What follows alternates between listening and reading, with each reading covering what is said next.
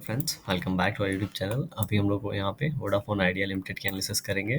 इस वीडियो में देखेंगे ये जब नीचे गिर रहा है तो किस पॉइंट तक गिर सकता है और किस लेवल से यू टर्न ले सकता है, आने वाले समय में किस तरीके से प्राइस एक्शन पैटर्न दिखाएगा।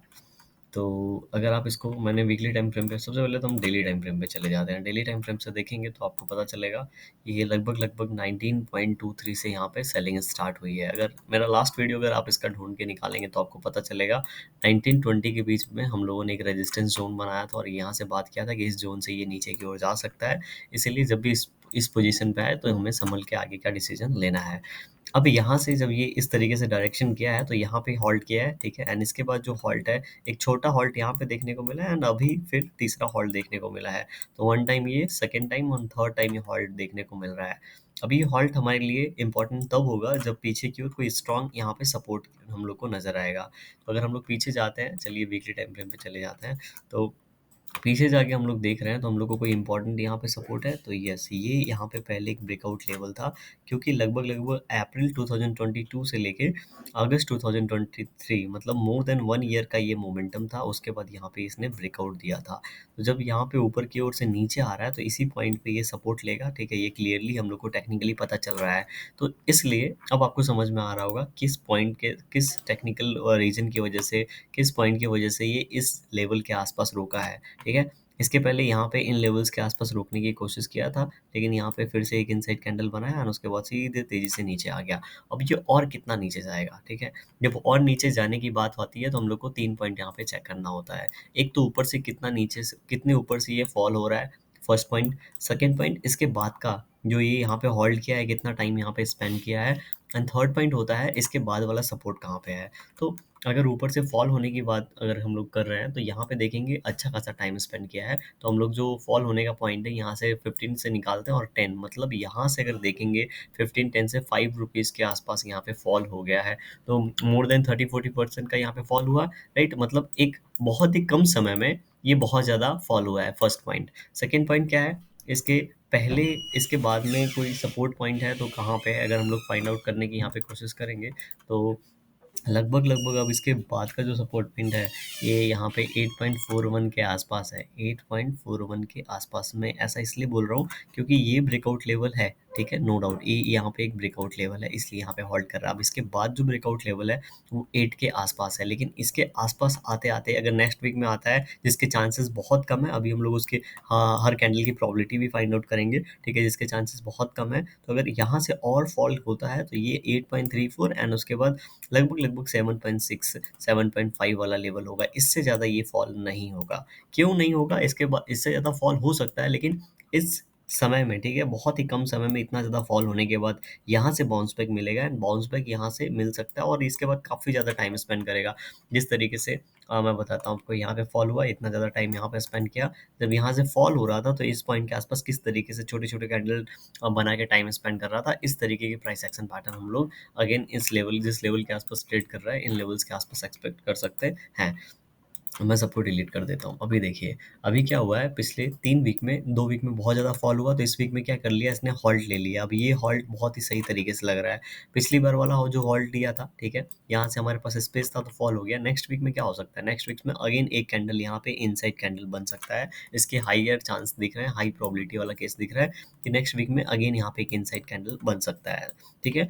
अब नेक्स्ट वीक में इनसाइड कैंडल बनाने के बाद या फिर नेक्स्ट वीक में ही अगर ये इस रेड कैंडल का लो ब्रेक करता है, जो कि यहाँ पे लगभग लगभग हम लोग देखेंगे तो 9.82 के आसपास का है, ठीक है, 9.82 के आसपास अगर ये लो ब्रेक होता है नेक्स्ट वीक में या फिर उसके नेक्स्ट वीक में, तो हम लोगों को नेक्स्ट स्टॉप जो मिलने वाला है ये लगभग लगभग हम लोग को 7.6 से लेके 8.15 के बीच में मिलने वाला है। अब जब यहाँ से बिल्कुल ही 3-4 वीक में, 6 वीक में इतना ज़्यादा फॉल हो गया है तो अगेन यहाँ से एक सडन बाइंग देखने को मिलेगा। अब ये बाइंग कितना ऊपर जाएगा वी डोंट नो, ठीक है, क्योंकि यहाँ पे एक जो अभी एक सपोर्ट का काम कर रहा है, एक रेजिस्टेंस का उस समय काम करने लगेगा, तो इस लेवल से इसको रिजेक्शन मिलेगा, फिर से यहाँ पे बहुत ही छोटे-छोटे कैंडल बनाने लगेगा। जिस तरीके का ये प्राइस एक्शन पैटर्न था उस तरीके का कुछ यहाँ पे सिचुएशन फिर क्रिएट होने लगेगा। एंड इसके बाद हमारा जो इम्पोर्टेंट पॉइंट आता है, अगर आप यहाँ से एक ट्रेंड लाइन ड्रॉ करने की कोशिश करेंगे तो बिल्कुल इस तरीके से ट्रेंड लाइन है। मैं सब डिलीट करके फिर ट्रेंड लाइन ड्रॉ करके कुछ आपको बताता हूँ। देखिए, ठीक है, ये हमारा ट्रेंड लाइन है। टेक्निकली इसको क्या करना चाहिए, इस ट्रेंड लाइन के नीचे नहीं जाना चाहिए। क्यों? क्योंकि ये 2019 का जब ये 1.25 रुपीज़ का जब ये ट्रेड कर रहा था, उस समय से इसको इसने क्या किया है, यहाँ पे रिस्पेक्ट किया है। तो अभी इसको इस पॉइंट से ब्रेक नहीं करना चाहिए, क्योंकि अगर इसको ब्रेक करता है तो कहीं न कहीं ये बहुत नीचे लेवल के आस-पास जाने वाला है, ऐसा प्रोबेबिलिटी सामने निकल के आएगा। इसलिए इस ट्रेंड लाइन को कहीं न कहीं से ब्रेक नहीं करना चाहिए। तो होगा क्या जनरली, अगर हम लोग यहाँ पे ये ट्रेंड लाइन है हमारे पास, ठीक है, अभी हमने कौन-सा लेवल निकाला था? बिल्कुल इस लेवल के आस-पास निकाला था।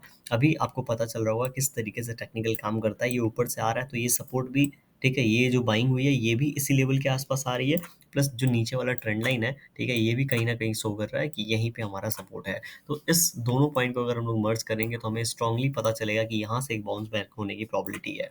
अब बाउंस बैक को कैसे प्ले कर सकते हैं? पीछे का अगर आप जाके देखेंगे तो कितना परफेक्ट इस ट्रेंड लाइन पे, ठीक है, ये 2 पॉइंट को मैच किया, यहाँ पे ट्रेंड लाइन बना, इस ट्रेंड लाइन पे यहाँ पे एक रिवर्सल मिला और एक यहाँ पे रिवर्सल मिला।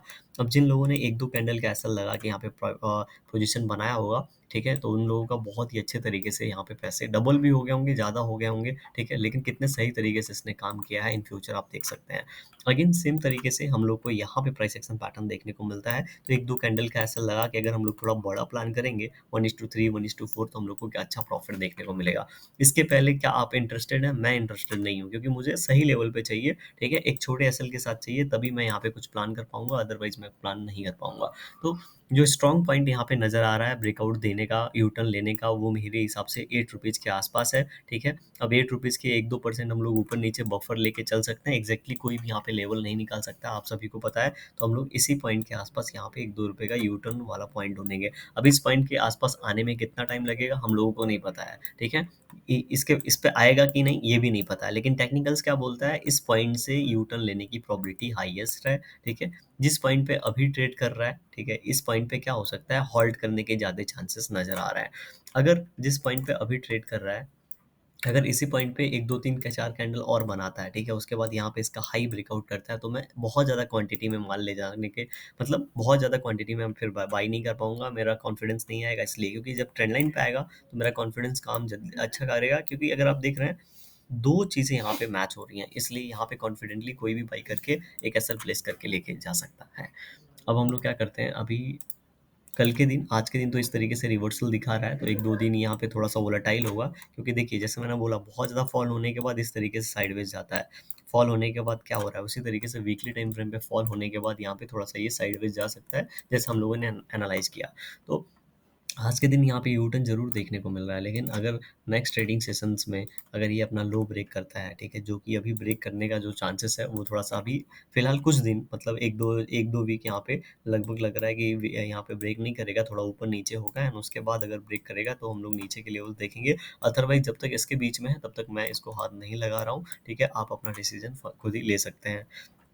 कोई भी डिसीजन लेंगे, हमेशा खुद की एनालिसिस करने के बाद लेंगे, कितना रिस्क ले सकते हैं, उसके हिसाब से किसी भी शेयर में आपको पैसे अपने फँसाने चाहिए।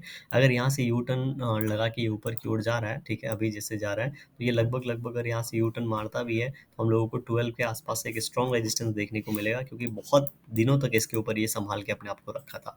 अब इसको ब्रेक किया है, तो यही एक लेवल है, ठीक है, जो कि एक इम्पोर्टेंट रेजिस्टेंस का काम करेगा और इसको पीछे यहाँ पे पुश करेगा। पीछे पुश करेगा तो यहाँ पे फिर से एक ज़ोन बनने के चांसेस है, अगर ज़ोन ब्रेक होता है तो नीचे वाले लेवल्स, अगर ऊपर की ओर निकलता है तो अगेन स्लोली फिर ये ऊपर जाएगा, लेकिन फिर ऐसे सिचुएशन में मैं ट्रेंड लाइन बना के फिर ट्रेड करूँगा, अदरवाइज़ यहाँ पे जैसा हम लोगों ने डिस्कस किया उस तरीके से मैं प्लानिंग करूँगा। वीडियो पसंद आया तो लाइक ज़रूर करिएगा, चैनल पे नए हैं तो सब्सक्राइब कर सकते हैं। Thank you for watching this video.